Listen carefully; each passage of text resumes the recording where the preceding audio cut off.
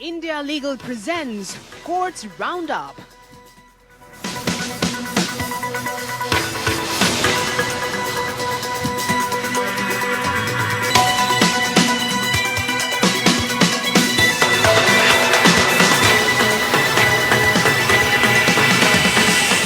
नमस्कार, आप देख रहे हैं हमारी खास पेशकश कोर्ट्स राउंड अप। मैं हूं आपके साथ नेहा दुबे। इस बुलेटिन में अगले आधे घंटे हम आपको कोर्ट से जुड़ी तमाम छोटी बड़ी खबरों से करवाएंगे रूबरू। कोर्ट की कार्रवाई और सुप्रीम कोर्ट से लेकर हाई कोर्ट्स और लो कोर्ट्स तक के फैसलों को रखेंगे आपके सामने। तो आइए शुरू करते हैं courts round up. India Legal presents Courts Roundup.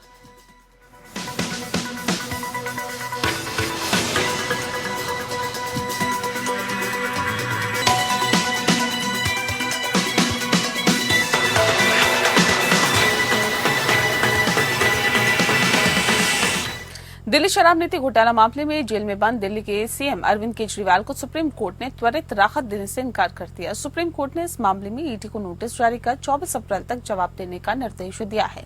अदालत अब केजरीवाल मामले पर 29 अप्रैल को सुनवाई करेगी। सुप्रीम कोर्ट में अरविंद केजरीवाल की ओर से पेश हुए वरिष्ठ वकील अभिषेक मनु सिंघवी ने दावा किया कि केजरीवाल को लोकसभा चुनाव में प्रचार से रोकने के लिए गिरफ्तार किया गया है। उन्होंने मामले की अगली सुनवाई जल्दी ही करने की मांग की है।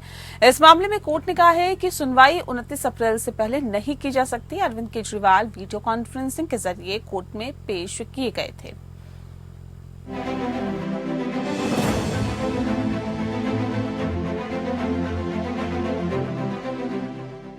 दिल्ली शराब नीति से जुड़े मनी लॉन्ड्रिंग मामले में गिरफ्तार सीएम अरविंद केजरीवाल को सुप्रीम कोर्ट से कोई अंतरिम राहत नहीं मिली है।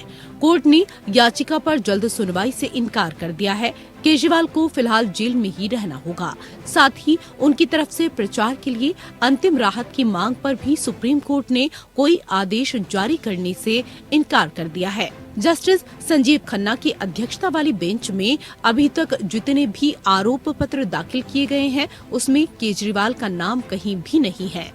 सिंघवी ने केजरीवाल की गिरफ्तारी को गलत ठहराने के लिए सरकारी गवाहों के बयान और गिरफ्तारी का समय समेत कारण देते हुए जल्द सुनवाई की गुहार लगाई। कोर्ट ने कहा, हम नोटिस जारी करेंगे। साथ ही कहा कि आगे की दलीलें बाद की बहस के लिए बचा के रखें। सिंघवी ने कहा, नोटिस के बाद मामले की सुनवाई जल्द की जाए। हमें चुनाव में प्रचार भी करना है। कोर्ट ने नोटिस जारी करते हुए ईडी को 24 अप्रैल से पहले जवाब देने को कहा और केजरीवाल को ईडी के जवाब देने के लिए 27 अप्रैल का समय दिया। पीठ ने कहा कि मामले की सुनवाई 29 अप्रैल से शुरू होने वाले सप्ताह में की जाएगी। दिल्ली हाई कोर्ट ने आबकारी नीति से जुड़े धन शोधन मामले में ईडी के केजरीवाल को गिरफ्तार किए जाने और हिरासत में रखने के फैसले को सही ठहराया था। इसके खिलाफ केजरीवाल ने सुप्रीम कोर्ट का दरवाजा खटखटाया था। ईडी ने दावा किया है कि शराब नीति को तैयार करने और लागू करने में गड़बड़ी हुई है। ईडी ने आरोप लगाया कि दिल्ली शराब नीति में भ्रष्टाचार हुआ है। इसके मुख्य साजिशकर्ता केजरीवाल हैं। साथ ही इसमें आपके कई बड़े नेता और मंत्री शामिल रहे हैं।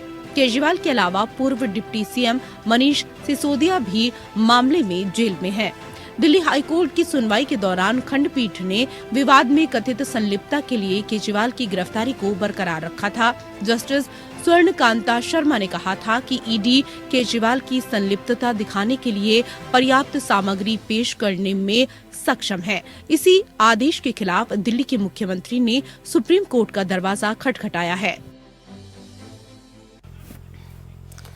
दिल्ली के राउज एवेन्यू कोर्ट ने बीआरएस नेता के कविता को 23 अप्रैल तक न्यायिक हिरासत में भेज दिया है। कोर्ट ने ये न्यायिक हिरासत सीबीआई के केस में दी है। कोर्ट में सुनवाई के दौरान सीबीआई ने विशेष अदालत को बताया है कि के कविता ने शरद रेड्डी को धमकाया कि दिल्ली में ठेके को हासिल करने के लिए आपको 25 करोड़ का भुगतान करें। अगर इस शर्त को पूरा नहीं किया गया तो तेलंगाना और दिल्ली में उनके कारोबार को नुकसान उठाना पड़ेगा। सीबीआई ने बताया है कि के कविता के आग्रह पर शरद रेड्डी दिल्ली में शराब के कारोबार में शामिल थे और सीबीआई की कस्टडी खत्म होने के बाद उन्हें कोर्ट में पेश किया गया था। तेलंगाना के पूर्व मुख्यमंत्री की बेटी के कविता को ईडी की टीम ने पिछले महीने ही हैदराबाद से गिरफ्तार किया था।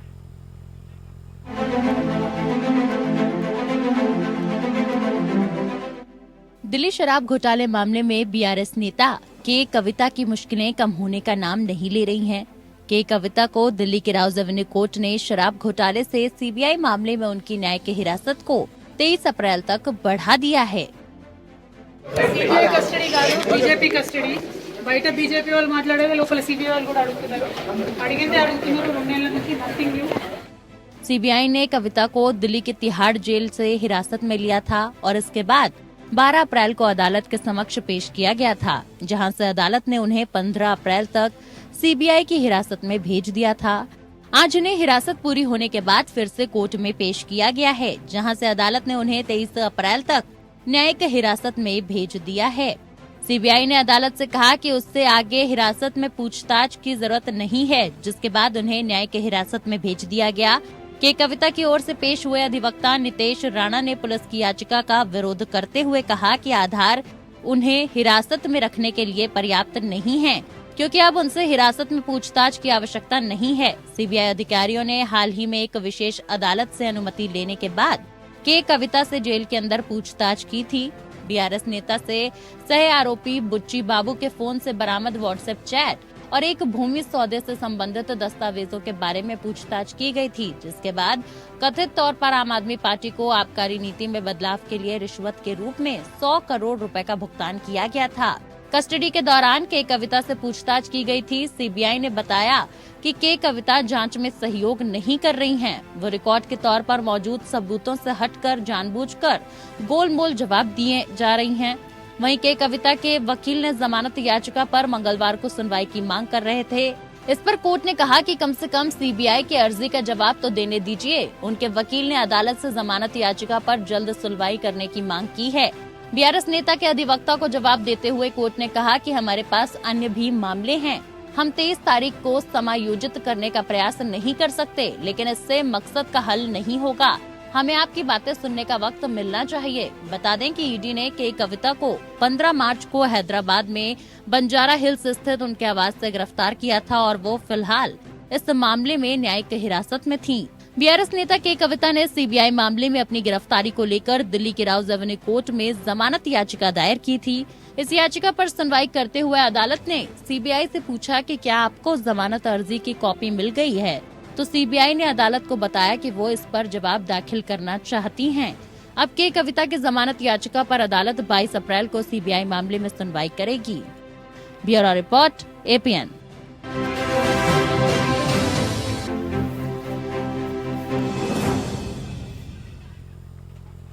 वहीं दिल्ली की आम आदमी पार्टी के विधायक अमानतुल्लाह खान को सुप्रीम कोर्ट से बड़ा झटका लगा है। सुप्रीम कोर्ट ने वक्फ बोर्ड घोटाले से जुड़े केस में अमानतुल्लाह को ईडी के सामने 18 अप्रैल को पेश होने को कहा है। सुप्रीम कोर्ट ने अग्रिम जमानत की मांग ठुकराते हुए कहा कि अगर ईडी के पास गिरफ्तारी के लायक सामग्री हो तो वह विधायक को गिरफ्तार कर सकता है। इससे पहले दिल्ली हाई कोर्ट ने भी अमानतुल्लाह को गिरफ्तारी से राहत देने से इनकार कर दिया था। तब हाई कोर्ट ने कहा था कि वह ईडी की तरफ से 6 समन भेजे जाने के बावजूद पेश नहीं हुए। विधायक होने के आधार पर वह छूट की उम्मीद नहीं कर सकते। उनके कानून सबके लिए बराबर है। ओखला विधानसभा सीट से आपके विधायक अमानतुल्लाह खान पर जिस मामले में गिरफ्तारी की तलवार लटकी है वह 2018 से 22 के बीच का है। ईडी का कहना है कि कर्मचारियों की अवैध भर्ती और 2018 से 22 के दौरान वक्फ बोर्ड की संपत्तियों को गलत तरीके से पट्टे पर देकर विधायक ने व्यक्तिगत फायदा उठाया है। इस मामले में छापे के दौरान कई सबूत भी मिले थे। इन सबूतों से अमानतुल्लाह के मनी लॉन्ड्रिंग के अपराध में शामिल होने के संकेत मिले हैं। जिस वक्त ये कार्रवाई हुई थी तब अमानतुल्लाह खान वक्फ बोर्ड के अध्यक्ष थे। हाल ही में ईडी ने राउज एवेन्यू कोर्ट में आवेदन दायर करते हुए कहा था कि आम आदमी पार्टी के नेता अमानतुल्लाह खान ईडी के 6 समन के बाद भी जांच अधिकारी के सामने पेश नहीं हो रहे हैं। दिल्ली हाई कोर्ट ने 11 मार्च 2024 को इस केस में सुनवाई करते हुए अमानतुल्लाह खान को राहत नहीं दी थी और अदालत ने कहा था कि ईडी के बार बार भेजे गए समन को नजरअंदाज करना गलत है। अदालत ने अमानतुल्लाह को अग्रिम जमानत देने से भी इनकार कर दिया था और हाई कोर्ट ने कहा था कि विधायकों को पता होना चाहिए कि कानून की अवहेलना करने पर कानूनी कार्रवाई होगी, क्योंकि कानून की नजर में सभी नागरिक समान हैं और इस फैसले को अमानतुल्लाह ने सुप्रीम कोर्ट में चुनौती दी थी।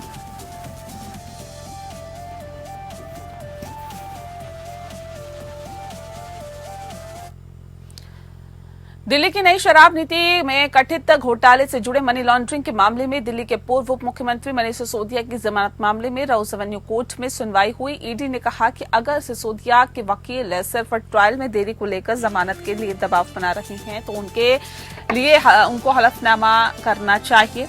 बता दें आपको कि क्योंकि इस मामले में बड़ी संख्या में अलग अलग आवेदन किए गए थे और इसीलिए ये नहीं कहा जा सकता कि मुकदमा धीमी गति से चल रहा है। ईडी ने कहा कि प्रॉफिट मार्जिन को 7% प्रॉफिट मार्जिन से बढ़ाकर 12% करने को सही ठहराने को लेकर कोई बैठक या चर्चा नहीं हुई। क्या उनका तर्क है कि पहले भी बैठक और चर्चा नहीं हुई थी, अब भी नहीं हुई क्या, और इसीलिए हमने भी ऐसा किया है। 3 दिनों के भीतर बिना किसी बैठक या चर्चा के 12% का प्रॉफिट मार्जिन पेश किया गया।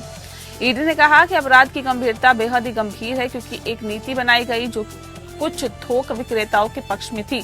पॉलिसी वापस लेने का एकमात्र वजह जांच थी और शराब की नीति नई नीति मतलब अवैध लाभ प्राप्त करने का एक माध्यम।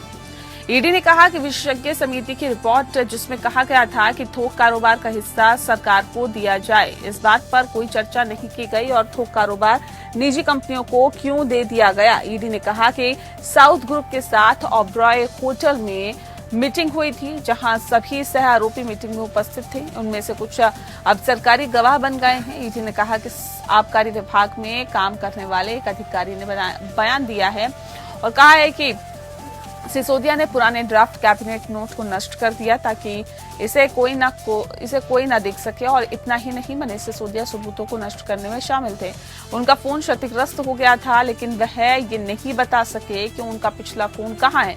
जिस दिन उपराज्यपाल ने सीबीआई में शिकायत दर्ज कराई उसी दिन उन्होंने अपना फोन बदल लिया। इसके साथ ही ईडी की दलील पूरी हुई और ऐसे में सीबीआई ने मामले में दलील देते हुए कहा कि वह मामले में लिखित दलील दाखिल करेगी और चार्जशीट से जुड़े दस्तावेजों की सूची सिसोदिया को दे दी है।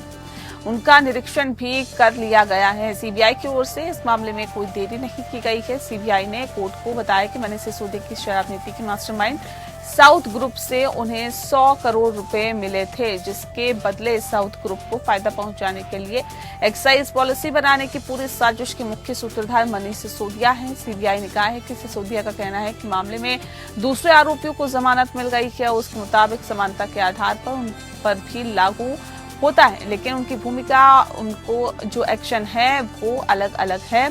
मनीष सिसोदिया की जमानत याचिका पर राउस एवेन्यू कोर्ट में आज की सुनवाई पूरी हुई। दिल्ली की राउस एवेन्यू कोर्ट में मामले की अगली सुनवाई 20 अप्रैल को होगी।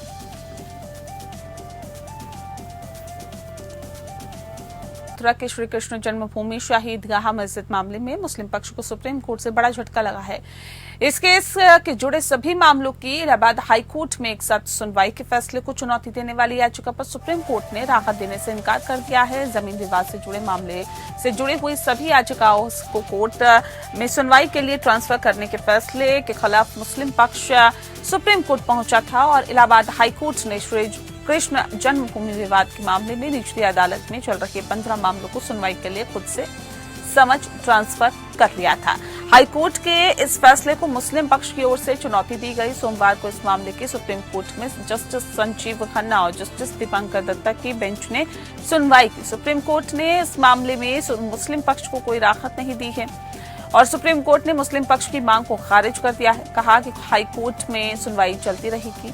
मथुरा के श्री कृष्ण जन्मभूमि शाही ईदगाह से संबंधित कई याचिकाओं पर एक साथ सुनवाई की जा रही है। हिंदू पक्ष द्वारा दाखिल याचिकाओं में दावा किया गया है कि मस्जिद का निर्माण कटरा केशवदेव मंदिर की 13.37 एकड़ भूमि पर किया गया। वहीं मुस्लिम पक्ष की ओर से दलील दी जा रही है कि हिंदू पक्ष की ओर से याचिका पोषणीय नहीं है और 1968 में हुए समझौते को लेकर मुस्लिम पक्ष ने दलील पेश की है। इसमें कहा गया है कि केशवदेव कटरा की 13.7 एकड़ जमीन शाही ईदगाह मस्जिद को दी गई है और इसके साथ ही मुस्लिम पक्ष ने 1991 के places of worship act, limitation act, Waqf act और स्पेशल रिलीफ एक्ट का हवाला दिया है।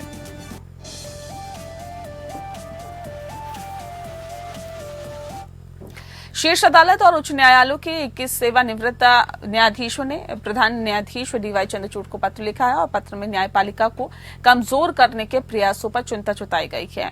चिट्ठी लिखने वालों में हाईकोर्ट के 17 पूर्व जज और सुप्रीम कोर्ट के 4 पूर्व न्यायाधीश शामिल हैं। इसमें कुछ गुटों की ओर से सोचे समझे दबाव, गलत सूचना और सार्वजनिक अपमान के जरिए न्यायपालिका को कमजोर करने के बढ़ते प्रयासों का जिक्र किया गया है। उन्होंने न्यायपालिका को अनावश्यक दबाव से बचने की आवश्यकता शीर्षक वाले इस पत्र में लिखा है और इस तरह की कार्रवाइयां न केवल हमारी न्यायपालिका की पवित्रता का अपमान करती है बल्कि न्याय और निष्पक्षता के सिद्धांतों के लिए भी सीधी चुनौती भी पेश करती है, जिन्हें कानून के संरक्षक के रूप में न्यायाधीशों ने बनाए रखने की शपथ ली है। उन्होंने सुप्रीम कोर्ट के नेतृत्व वाली न्यायपालिका से ऐसे दबावों के खिलाफ मजबूत होने और ये सुनिश्चित करने की अपील की है कि कानूनी प्रणाली और पवित्रता और स्वायत्तता सुरक्षित रहे।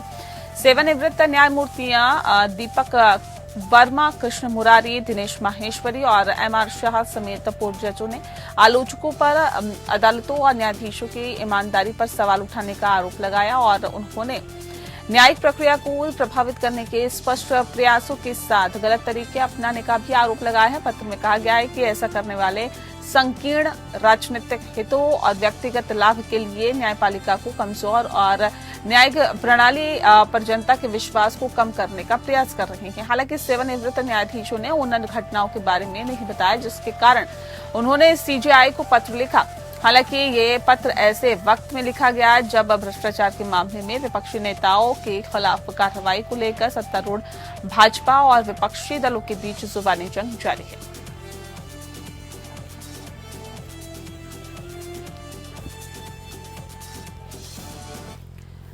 बॉम्बे हाईकोर्ट ने पुलिस को ये सुनिश्चित करने के लिए कहा है कि मलाड मालवानी क्षेत्र में रामनवमी रैली के दौरान कोई कानून और व्यवस्था की समस्या न हो, जहां बड़ी संख्या में मुस्लिम रहते हैं। न्यायमूर्ति रेवती मोहिते डेरे और न्यायमूर्ति मंजूषा देशपांडे की पीठ ने ये टिप्पणी तब की जब उसके समक्ष ये आशंका व्यक्त की गई कि रामनवमी रैली के आयोजक जानबूझकर उन क्षेत्रों से होकर गुजरते हैं जहां अल्पसंख्यक समुदाय के लोग रहते हैं। अदालत को प्रार्थना के समय मस्जिदों के बाहर दिए गए पिछले भाषणों के बारे में भी बताया गया, जैसे जनवरी 2024 की मीरा रोड हिंसा को भड़काने वाले भाषण। वहीं मलाड मालवानी इलाके में पिछले साल भी रामनवमी जुलूस के दौरान दंगे हुए थे। खंडपीठ ने महाधिवक्ता डॉक्टर वीरेंद्र सराफ को संबोधित करते हुए कहा कि सुनिश्चित करें कि मार्ग बदले गए हैं। अगर कानून व्यवस्था की कोई समस्या है तो आपको समस्याओं का सामना करना पड़ेगा। सराफ ने कहा कि खंडपीठ को आश्वासन दिया है कि पुलिस अतिरिक्त सतर्क रहेगी और ऐसे में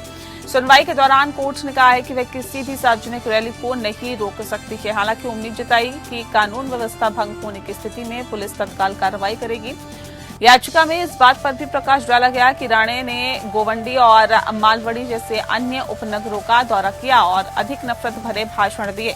कोर्ट ने 9 अप्रैल को पुलिस आयुक्तों को नेताओं के भाषणों के वीडियो की व्यक्तिगत रूप से जांच करने और उसकी समीक्षा करने के बाद उचित निर्णय लेने का आदेश दिया था। सराफ ने अदालत को सूचित किया कि मुंबई और मीरा भायंदर और वसई विरार के पुलिस आयुक्त एक सप्ताह के भीतर ही निर्णय लेंगे कि संबंधित नेताओं के खिलाफ नफरत फैलाने वाले भाषण के लिए एफआईआर दर्ज की जाए या नहीं। अदालत ने सराफ को व्यक्तिगत रूप से भाषणों को देखने और यदि आवश्यक हो तो पुलिस को सलाह देने के लिए भी कहा। इसमें कहा गया कि जब भी कार्रवाई शुरू हो जाती है तो उसके तार्किक अंत तक ले जाने की उम्मीद की जाती है। मामले की सुनवाई 23 अप्रैल को तय की गई है।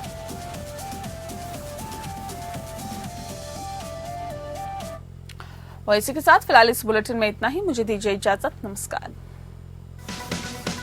India Legal presents Courts Roundup.